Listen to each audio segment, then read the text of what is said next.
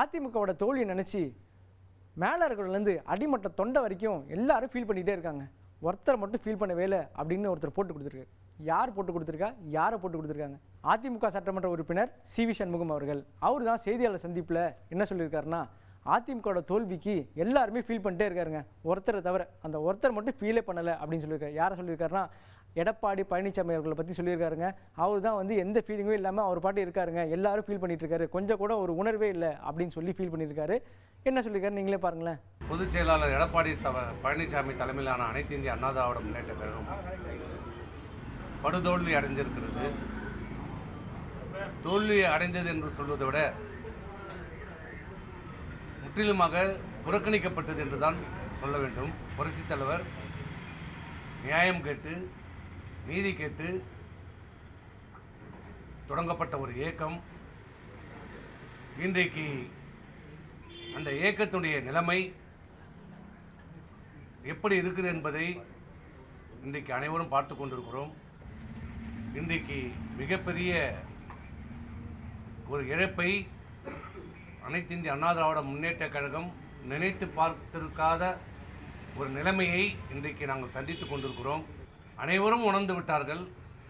அனைத்து இந்திய அண்ணா திராவிட முன்னேற்ற கழகத்தில் இருக்கிற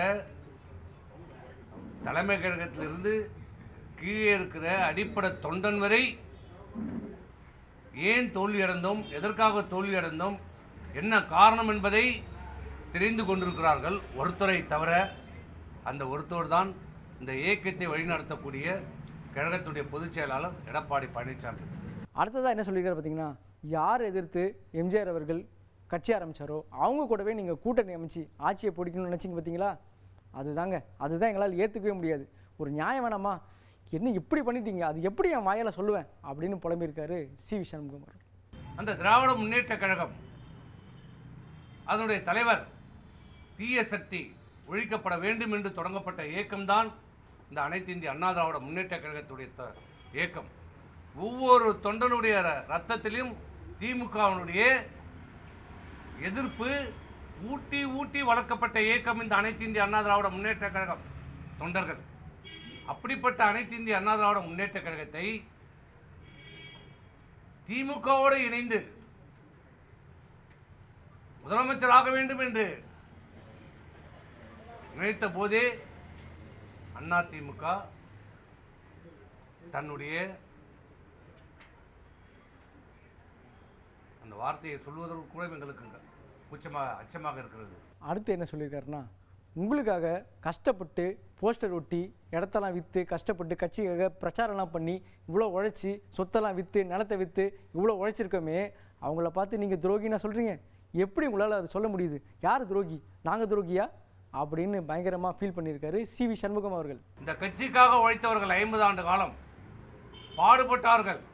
தங்களுடைய உழைப்பு, ரத்தம், பணம், குடும்பத்தை பார்க்காமல் செலவு செய்தவர்கள் கோடிக்கணக்கான பேர் இன்னைக்கு. அப்படிப்பட்ட உழைத்தவர்கள் இந்த இயக்கத்தை விட்டு செல்கிறார்கள் என்றால் அவருடைய மனவேதனை என்ன? ஆனால் அவர்களை பார்த்து சாதாரணமாக சொல்லுகிறார் துரோகி என்று. சாதாரணமாக சொல்லுகிறார் துரோகி என்று. எம்ஜிஆரை கூட தான் துரோகி என்று சொன்னார்கள். எம்ஜிஆர் துரோகியா? என்னமோ 47 தொகுதியில் ஜெயிச்சிட்டோன்னு பெருமை பித்திக்கிறீங்க. அதில் 31 தொகுதி பாமக போட்ட பிச்சை, அதில் தான் நீங்கள் ஜெயிச்சிருக்கீங்க. என்னமோ 47 தொகுதின்னு அப்படியே பெருமை பண்ணிக்கிறீங்க. நீங்களே வந்து சேலம் தொகுதியில் உங்கள் தொகுதியில் வந்து இப்படியே தட்டு மாதிரி தான் ஜெயிச்சிருக்கீங்க அப்படின்னு நான் சொல்லுங்க, சி.வி. சண்முகம் அவர்கள் தான் சொல்லியிருக்கார். 47 தொகுதியிலே வெற்றி என்று சொல்லுகிறார். வாய் கூசாமல் சொல்லுகிறாங்க.